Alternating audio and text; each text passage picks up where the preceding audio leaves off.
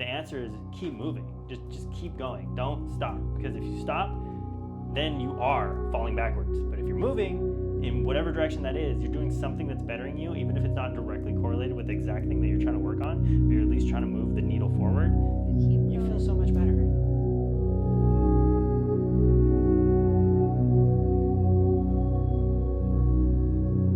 Do you self-deprecate yourself? Do you how do you phrase that? I would say that it's one of the top things I'm great at. In terms of, I've practiced it for a very, very long time. Don't put that on your resume.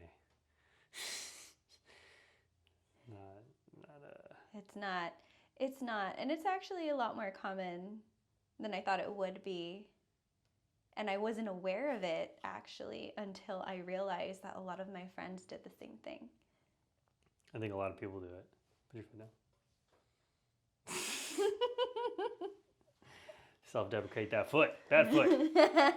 I think it's I don't want to say it's common because I don't know, but I feel like it is. And even at least in like your circle of friends or the people you've seen, would you say? I don't know, because it's hard. It's like, I feel like there's two kinds of people. There's people that self-deprecate and it's kind of obvious that they do just by the way they talk. But then the other side of it is probably people that maybe it's not so obvious, but once you kind of get to know them, it's like, oh wow, they're really hard on themselves when they like start to like, show that they're not this confident person that they're always kind of portraying themselves to be. They're, they use that as a mask for like all the issues that they have internally. Oh, so you're seeing like the people who could be very confident on the outside, and then you get to really know them and you realize internally they're actually judging themselves a lot, which would... And it may even be like not conscious. I think a lot of people aren't conscious of it, of a lot of things that they do. Oh no, I need to stop the You're watching this. Take a shot every time Robert says Maybe not a whole shot because you'll probably be real drunk after this. No, that was the last one. Yeah, I think there's just not awareness around it. And we have to do the work. Anybody has to do the work to get aware of those thoughts. And that's where like meditation is so beneficial, is that, I tell people that don't want to meditate because they say, I can't calm my mind. I can't sit still. Worst case, hard. I get it. It's hard, especially if you've never done it before. Mm-hmm. But you learn. Like, you learn about yourself. I'm taking a class on meditation right now, whatever. I just started it. And there's different things that he mentions, you could get from actually meditating. Mm-hmm. And one that actually surprisingly he didn't bring up, because I don't know if that's ever the goal of meditation or traditional meditation, and maybe I missed him saying this, I don't know. But what I found is paying attention to reoccurring things that pop up in my head. When I sit down for 10 minutes and I just let my mind go without any distractions, it's like, oh, wow.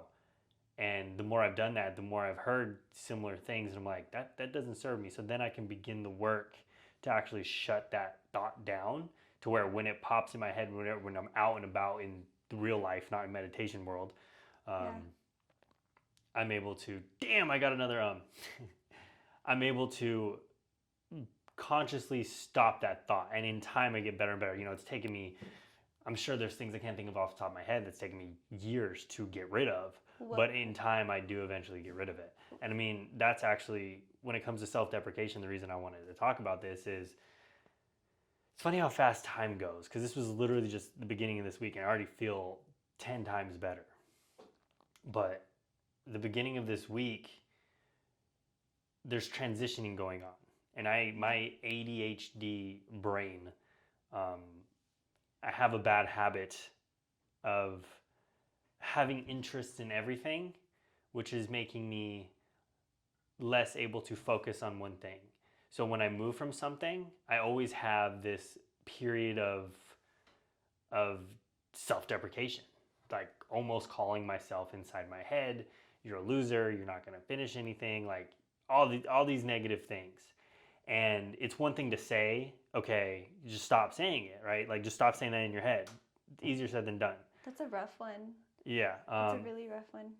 But what I found to be the most beneficial thing for me when it comes to my thoughts, especially when it's something, because there's long-term self-deprecation, and that's something I think it's a little bit different than short-term, like as far as how you would address that. But with the short-term self-deprecation that I was witnessing just because of the certain situation that I was in, Yeah. I find journaling to be like the most effective thing that I can do, to a point to where you actually witnessed me, like you talked to me right after I finished that journal entry, and it was literally just one, to where the first thing that I wrote down was something of self-deprecation. And the second line, I was like, no, fuck that. Like I'm not running down that hole. And just to see my thought there and to literally just essentially talk to myself for that period of time and be able to change those thoughts that are recurring in my head. Would you say that when you're journaling, like you're not just like, it sounds like you started just writing down what you felt, but then instead of just like, are you talking about journaling, you write whatever you feel, or like you're trying to train your brain in that moment that you're journaling? Like you said that first sentence you wrote was already self-deprecation, so then you try to fix it after that, like as you were actively journaling? So when I journal, I know there's like a bunch of different methods of journaling, but for me to solve this specific issue and why I love journaling is that it's the same thing that's going on in my head, but realistically you have, I don't know what the number is, 40,000 thoughts a day, some crazy number like that. That's a lot of thoughts. Yeah, it's a lot of just little, you're constantly like, I'm looking at you now, and there's a cup over there, like you're constantly thinking about different things, but you don't write down that much stuff, especially not the stuff that's in your head. So I think what the journaling does, at least for me, is that there's that thought, and I can instantly be like, I don't, that doesn't serve me. Yeah. That has no purpose in my life. That will not take me where I want to go. And I can have that in my head and I can tell myself, but the difference is that's just another one of those. It's not like the only thing in my head is that one self-deprecating thought. Yeah. It's not like you walk around, if you self-deprecate, you don't keep calling yourself, you're not like, oh, I'm a loser. I'm a loser. You don't just walk around saying, you say, I'm a loser. I suck. Like there's a lot more thoughts to it. But when you write it down, it usually stems from something. Like you're not just saying it randomly all the time. Always everything stems from something in your head. But yeah, so for me, it just allows me to, okay, there it is. And I didn't even know that was going to happen.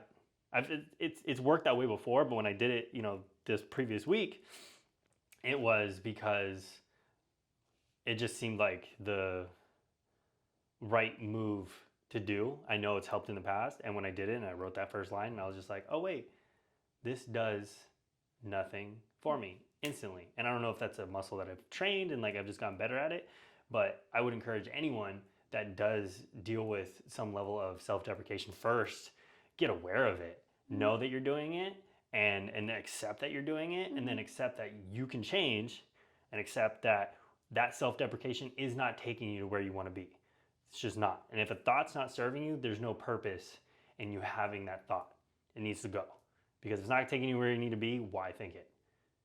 And once you can admit that, start journaling. I use, you'll see people, there's a Ryan Holiday, the Stoic guy, and he's, I've listened to his stuff on journaling and stuff, and he says, oh, write it down.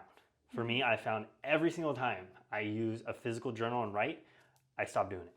But when I use my phone and I put it in my Evernote app, I can lay in bed, like have my nerdy blue blockers on, and I can lay in bed and I can just be comfortable and just type, just put my thoughts there. Maybe there's more benefit to writing it down, but for me, you get way more benefit from actually doing it than not doing it and writing it down. You know what I mean? I would say my fastest way is like typing it on a laptop. Yeah. But I agree. When I try to make a journal, for some reason, writing it out, it doesn't. It doesn't last. And then typing on the phone, maybe it's just because I'm like, I try to go fast and then I end up misspelling everything. Actually, the talk to text thing that I used to make fun of old people for helps a lot. that like immediate, like I don't skip a beat in like any of the thoughts that I have if I'm trying to just, flush everything out when I'm journaling. But I asked earlier, are you the type of person to just word vomit everything you feel, or are you trying to actively do it there? Because I understand the whole writing down what you feel, all the negative emotions. I spent all of my teen years doing that. There's a form of catharsis in that. For me, Catharsis. What is that? catharsis is like this freeing moment of enlightenment. And what would be cathartic about that for me is not just writing everything down, but possibly writing everything negative and then burning the piece of paper after. That would be a cathartic moment, which is great. Starting out for me, it was liberating a little bit, kind of just okay, I'm done with that. However, as poetic and easy as that sounds, if I'm used to being mean to myself, being hard on myself, that little beautiful moment isn't gonna last, like obviously there are things that I'm gonna have to do. So what I found for me, and like honestly the first thing to do is to just gain awareness in it, and that's already hard in itself. And then when I had to start it writing down because I needed to get into the habit of it. Now I just do it in my head all the time, which is why sometimes I'm just like mentally drained, is that I suck at work. Why do I feel like I suck at work? Because sometimes I take too long on one thing, and I start getting too close to the deadline, and I have a bunch of anxiety, and then if I have that anxiety, I feel like I don't have a grip on myself, and that's one of the reasons why I suck at work. Then after I write that down, then I'll write down how that's not true. Yes, I get close to the deadline and I have anxiety because I want to be ahead. My habit is if I'm ahead, then I'm on time. But why that's wrong is because I actually am so big on the quality of work that I present. That is the reason why I take my time doing things, and that actually makes me a really good worker. I don't suck at work. And if so, I've started conditioning my brain to take those negative thoughts and then telling myself I'm actually good and that's wrong because of A, B, and C. So now if I catch myself doing it outside, it became second nature, just turning it around, which I'm not saying like, I do it all the time and I'm really great at it. I'm really not. There are just so many different things that have become a habit of me telling myself since I was younger, I suck at this, or I'm not a fast learner, I'm not a good speaker, I stutter a lot, I lose my train of thought, so many things that, I take the big reoccurring one, like you said, and that's the one I practice the most. And then when I feel like I've gotten that under some type of control, then I'll start working on something else. So I feel like the whole mood journal thing I think it has to do with cognitive behavioral therapy, if I'm right. Which is a great way to rewire your brain or to unlearn the bad things and then learn how to deal with it in a better way. Because like everything is just a habit, and it really matters. I feel like the whole self-deprecation thing, which sucks that it's so prominent amongst people, especially young people. I remember in high school that I was in choir. Yeah, I wonder what that is. In choir, everybody who started their piece, like they wanted to volunteer. And first of all, it's volunteer, you didn't have to. They volunteered to sing in front of everybody. Every one of those kids started by saying, "Sorry, I suck." And I'm like, if you feel like you suck, why would you volunteer to be in the limelight? You know what I mean? And I think it's don't expect so much out of me because I don't want to like embarrass myself, but I really enjoy doing this and I think I'm good, so I'm going to do it kind of thing. No, have the full confidence soften the that, blow, you know what I mean? No one, yeah.